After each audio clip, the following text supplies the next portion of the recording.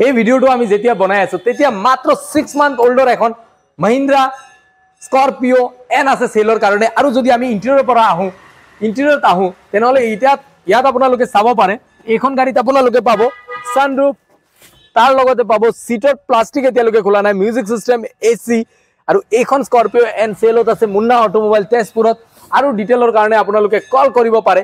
Next চাওক এখন XUV 700 আছে, কিন্তু ইন্টেৰিয়ৰ চাওক অটোমেটিকত আছে এইখন গাড়ী।